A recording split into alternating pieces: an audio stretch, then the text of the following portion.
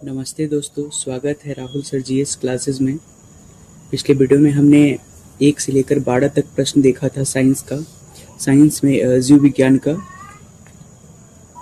और आज हम लोग लेक्चर 2 में 13 के बाद का प्रश्न को देखेंगे। तो आइए शुरू करते हैं। निम्नलिखित युग्मों में कौन सुमेलित नहीं है? तो एपीकल्चर, शहद की मक्खी, ये सही है। सेरीकल्चर, सिल्क वर्म, ये भी सही है। पीसी कल्चर, लाख का कीड़ा, ये सही नहीं है। पीसी कल्चर मछली पालन से संबंधित होता है। हॉर्टिकल्चर, फूल की खेती, ये सही है। तो यहाँ पे ऑप्शन सी गलत होगा। ओके, एक्सप्लेनेशन है पीसी कल्चर मछली पालन से संबंधित है, अन्य प्रश्नगत युग्म सुमेलित है। निम्नलिखित में कौन सी जोड़ी सुमेलित है? लैक्सिकोग्राफी शब्दकोश का संकलन, ये सही है, बाकी सभी गलत है। तो आइए इसका एक्सप्लेनेशन। लैक्सिकोग्राफी शब्दकोश का संकलन या संयोजन। फिलोलॉजी भाषा की संरचना एवं विकास एवं इतिहास का अध्ययन। एंटोमोलॉजी कीटों का अध्ययन। आइकोनोग्राफी प्रतिमाओं या चित्रकला का अध्ययन। लैक्सिकोग्राफी का संबंध है, आंसर होगा शब्दकोश के संयोजन से। विटीकल्चर के द्वारा निम्नलिखित में कौन एक उत्पादित होता है? आंसर होगा अंगूर। विटीकल्चर अंगूरों के उत्पादन एवं उनके अध्ययन से संबंधित विज्ञान है। संवर्धन क्या है? तो आंसर होगा कीटों की वृद्धि करने का विज्ञान। कीट संवर्धन कीटों जैसे केचुआ की वृद्धि करने का विज्ञान है। केचुआ को कृषकों का मित्र एवं भूमि की आंत कहा जाता है। केचुआ खाद या वर्मी कंपोस्ट पोषक पदार्थों से भरपूर एवं उत्तम जैव उर्वरक है। वर्मी कल्चर में प्रयुक्त वर्म होता है अर्थवर्म। एक्सप्लेनेशन है इसका। वर्मी कंपोस्ट को वर्मी कल्चर या केचुआ पालन भी कहते हैं। केचुओं के मल से तैयार खाद ही वर्मी कंपोस्ट कहलाती है। नेक्स्ट क्वेश्चन है, जेनेटिक्स निम्न में से किसका अध्ययन है? जेनेटिक्स निम्न में से किसका अध्ययन है? आंसर होगा अनुवांशिकता एवं विचरण का। एक्सप्लेनेशन है, जेनेटिक्स या अनुवांशिकी जीव विज्ञान की वह शाखा है जिसके अंतर्गत जीवधारियों के अनुवांशिक लक्षणों तथा इसकी वंशागति व विचरण का अध्ययन किया जाता है। जेरोंटोलॉजी निम्नलिखित में से किसके अध्ययन से संबंधित है? आंसर होगा वृद्ध।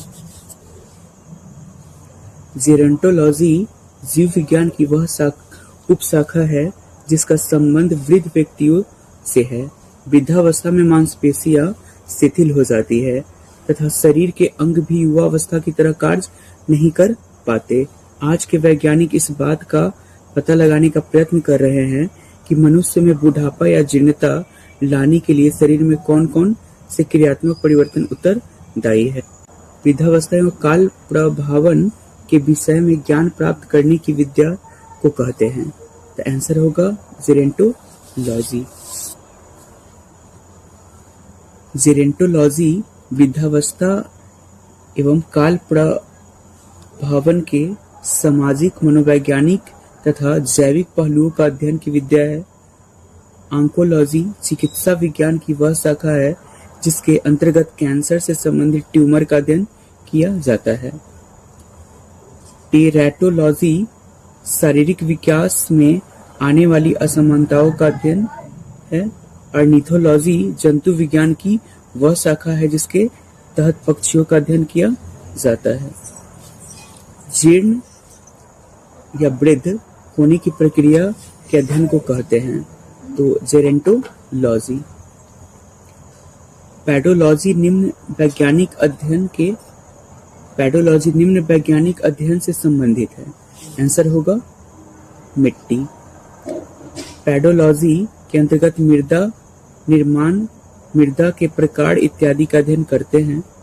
मृदा एक भौतिक घटक है जिससे हरे पौधे कच्चे पदार्थ के रूप में जल एवं खनिज प्राप्त करते हैं। मिट्टी भौतिक चट्टानों के अपक्षय से निर्मित होती है।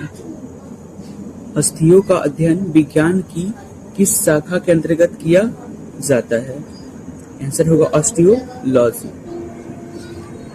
ऑस्टियोलॉजी अस्थियों या हड्डियों का अध्ययन कहलाता है। ओरोलॉजी पर्वतों का अध्ययन। सेरोलॉजी रुधिर सीरम का वैज्ञानिक अध्ययन। जियोलॉजी पृथ्वी की आंतरिक संरचना तथा उसमें पाए जाने वाले पदार्थों का। हड्डियों की पढ़ाई विज्ञान की किस शाखा के अंतर्गत होती है? आंसर होगा ऑस्टियोलॉजी। सर्पों के विषय में जानकारी प्राप्त करना कहलाता है सर्पेंटोलॉजी। सर्पेंटोलॉजी के तहत सर्पों का अध्ययन किया जाता है। हर्पेटोलॉजी जीव विज्ञान की वह शाखा है जिसके अंतर्गत उभयचरों तथा सरीसृप का अध्ययन किया जाता है। अर्निथोलॉजी के तहत पक्षियों का अध्ययन किया जाता है। इक्थियोलॉजी के तहत मछलियों का अध्ययन किया जाता है। निम्न में से बेमेल को ज्ञात कीजिए। तो इसमें साइकोलॉजी बेमेल है। आइए देखते हैं कैसे। फिजियोलॉजी, पैथोलॉजी और बैक्टीरियोलॉजी जीव विज्ञान से संबंधित है, जबकि साइकोलॉजी मनोविज्ञान से संबंधित है। हाइड्रोपोनिक्स क्या है? आंसर होगा मृदा विहीन पादप संवर्धन। हाइड्रोपोनिक्स एक ऐसी प्रक्रिया है जिसमें खनिज पोषक तत्वों के विलयन के प्रयोग द्वारा जल में पौधों को उगाया जाता है। यह पौधों को उगाने की ऐसी विधि है जिसमें भूमि में पौधे नहीं उगाए जाते।